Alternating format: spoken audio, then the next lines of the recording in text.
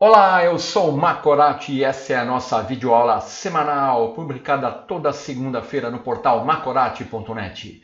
Nesta semana vamos continuar o nosso mini curso de ASP.NET Core 2.0 usando o Visual Studio Code. Na semana passada, implementamos a Vue para incluir uma tarefa em nossa aplicação. Vou abrir aqui o navegador com a nossa aplicação em execução. E podemos visualizar os dados exibidos na Vue que criamos. E esses dados foram incluídos aqui através da nossa implementação. Abrindo o SQL Server Management Studio, vemos que os dados da tabela tarefas são os dados que estão sendo exibidos aqui na página da nossa Vue. Vamos então analisar como fizemos a implementação até o momento. Nós definimos uma interface chamada tarefa item service e nessa interface definimos os métodos para retornar os itens e para adicionar itens. Depois nós fizemos a implementação na classe concreta tarefa item service dos métodos definidos na interface. Nós usamos para isso os recursos do Entity Framework para fazer a persistência no banco de dados, aqui no caso do método adicionar item tarefa. E depois no controlador tarefas controle, nós referenciamos o nosso serviço e implementamos o método action e depois a view. Se analisarmos a abordagem que fizemos, vamos chegar à conclusão que, na verdade, estamos aplicando um padrão de projeto muito utilizado na ASP.NET, que é o padrão repositório. Então, na verdade, o que nós fizemos até o momento foi implementar o padrão repositório. Vamos conferir. A implementação do padrão repositório ela é feita da seguinte maneira. Você define uma interface com os métodos que vão representar os métodos de acesso a dados e persistência da sua lógica de acesso a dados e depois você faz essa implementação numa classe concreta. Essa interface ela pode ser específica ou genérica. Essa é uma abordagem de implementação do padrão repositório.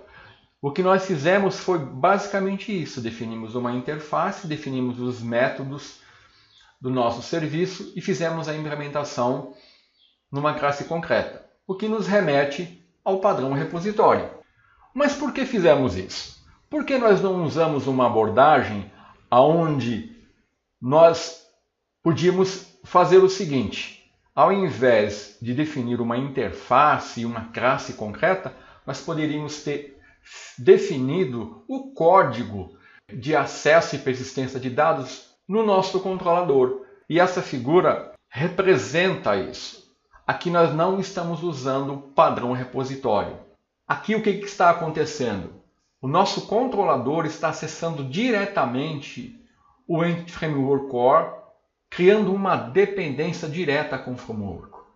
Usando o padrão repositório, ele nos ajuda a isolar o domínio e a lógica de acesso a dados.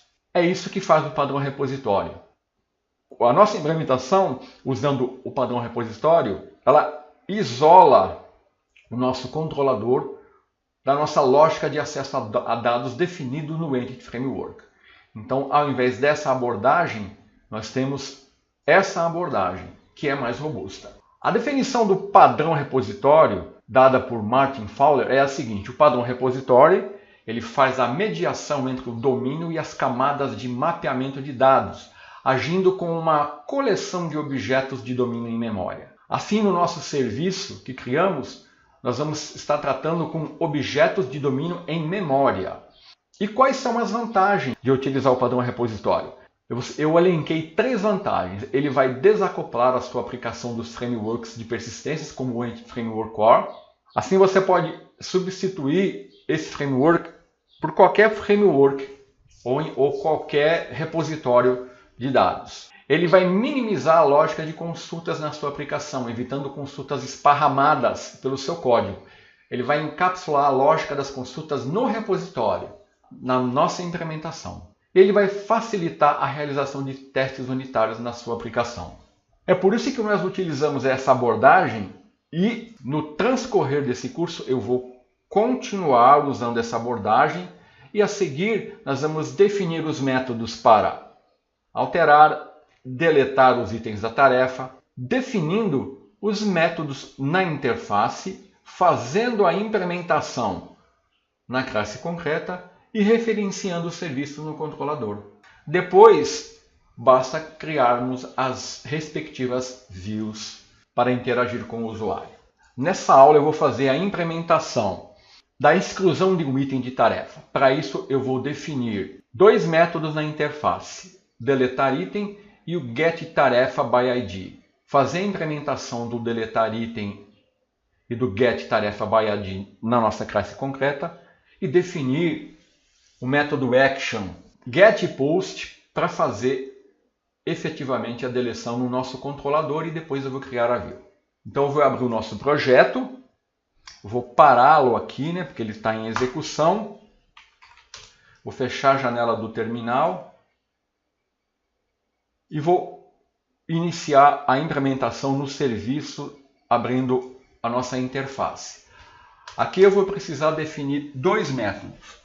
O método que vai efetivamente deletar o item, eu vou definir ele como um task e eu vou chamar esse método de deletar item.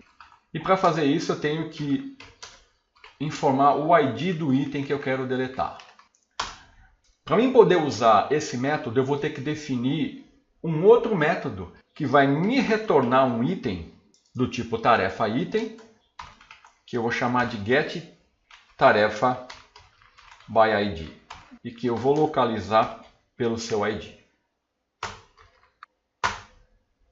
Então na minha interface eu acabei de definir dois métodos, o getTarefaById que eu vou usar para fazer a implementação do método deletar item. Agora vamos à implementação na classe tarefa item service. Eu vou recolher aqui. Então a implementação, eu vou primeiro implementar o método que vai retornar o item pelo ID. Então ele vai retornar uma tarefa item. Note que aqui, olha, ele está justamente reclamando que está faltando a implementação dos itens, né? Então se eu clicar aqui, ó, implementa interface, ele já vai criar a assinatura dos dois métodos para mim. Então eu vou implementar primeiro esse aqui. Esse é muito simples. Eu vou retornar, eu vou receber um ID e eu vou retornar. Eu vou lá no meu context, vou acessar as minhas tarefas e vou dar um find para localizar o item de tarefa com aquele ID que foi passado. E o deletar item, eu vou passar o ID do item. Então eu vou declarar uma tarefa do tipo tarefa item, que fazer a mesma coisa, né? Vou localizar esse item pelo seu ID. Depois que eu localizar o item, eu vou acessar as tarefas e vou usar o método remove e vou remover essa tarefa que foi localizada, esse objeto tarefa. Aí eu vou fazer a implementação como eu fiz aqui, ó, que eu vou copiar e colar. Eu dou um save changes para fazer a persistência. Aqui eu tenho que colocar um assim, porque eu estou usando um await aqui. Eu tenho que persistir essa operação que está sendo realizada na memória no banco de dados. Então eu tenho que dar um save changes. Aqui eu estou armazenando o resultado do save changes numa variável resultado. O save changes ele vai retornar o número de linhas afetadas. No meu caso aqui, como eu vou deletar um item, ele vai retornar o valor 1. Por isso que eu estou retornando aqui resultado igual a 1. Ele vai, se for igual a 1, ele vai me retornar true aqui. Então a nossa implementação dos métodos já foi concluída. Agora eu vou abrir o nosso controlador, tarefas controller, e aqui eu vou fazer a implementação dos métodos action. Para fazer a deleção de um item, o usuário vai selecionar o item e vai passar o ID do item selecionado. Esse item selecionado tem que ser apresentado ao usuário. Dessa forma, eu vou ter que definir dois métodos actions. o get e o post. O get vai apresentar o formulário, vai solicitar a confirmação. E o post efetivamente vai fazer a exclusão. Então primeiro eu vou definir o método get. Então vou dar um public, um iActionResult, que é um método action, né? Delete, eu vou chamar o método de delete. Ele vai receber o ID. Aqui eu não preciso decorar com a HTTP-GET. Então o que eu vou fazer? Eu vou verificar primeiro se o ID é nulo. Se ele for nulo, se for passado um valor nulo, eu vou retornar um not found. A seguir eu vou definir uma variável tarefa item, que aqui eu vou acessar meu serviço, ó, tarefa service. Então no meu controlador eu não acesso o Entity Framework, eu acesso o serviço que vai usar o Entity Framework. E aqui eu vou usar o getTarefaById, que é aquele método que eu defini na interface. Eu preciso fazer isso para me localizar a tarefa pelo seu ID, para me deletar. Aí eu vou verificar se essa tarefa retornada ela é nula. Se ele não encontrar a tarefa, eu vou retornar not found. Eu estou fazendo uma implementação a mais simples possível. Feito isso, se o ID não é nulo, se a tarefa for encontrada, então eu vou retornar para a minha view a tarefa encontrada, que vai apresentar a tarefa. Então essa é a implementação do get. Aqui, só para constar, aqui é o get. Seria assim, tarefas delete 5, por exemplo, passando o ID. Vamos agora à implementação do post. O post eu vou precisar decorar. Então vou dar http post. E aqui eu vou dar public async task iActionResult, que eu vou fazer um acesso assíncrono. E aqui eu vou fazer o seguinte. Se eu fizer isso, ó, passando o método post com o mesmo nome que eu usei aqui do delete, eu vou ter, o que vai ocorrer? Eu não posso ter dois métodos com a mesma assinatura. Então aqui eu vou usar um recurso da ASP.NET e vou aplicar um filtro nessa action. Então eu vou dar um nome para ela, eu vou mudar o nome aqui. Eu vou delete, vou seguir o padrão que o Scaffold usa. Vou dar o delete confirmed. Então o nome da minha action agora está diferente. Eu vou fazer a implementação e depois eu vou fazer os ajustes. Aqui é bem simples. Eu vou dar um await, vou usar o meu serviço, vou usar o método que eu implementei, passando o ID recebido. E depois eu vou redirecionar para a minha viewIndex. Aqui é maiúsculo. Então agora o que eu tenho que fazer? Esse método action não podia ser definido com o mesmo nome, porque eu já tinha um método action com o nome delete. Então eu usei outro nome no método. Então eu vou usar aqui um filtro que vai informar por roteamento que, embora o nome do meu método action seja delete confirmed, eu quero que o mapeamento dele seja feito por método delete. Aqui faltou um P. HTTP post. ActionName é um filtro que vai fazer com que no roteamento ele leve em consideração não o nome do método action, mas o nome que você definiu no filtro. Então agora ele vai esperar uma view com o nome de delete. Então eu vou criar apenas uma view com o nome de delete, porque o filtro ActionName atua dessa maneira.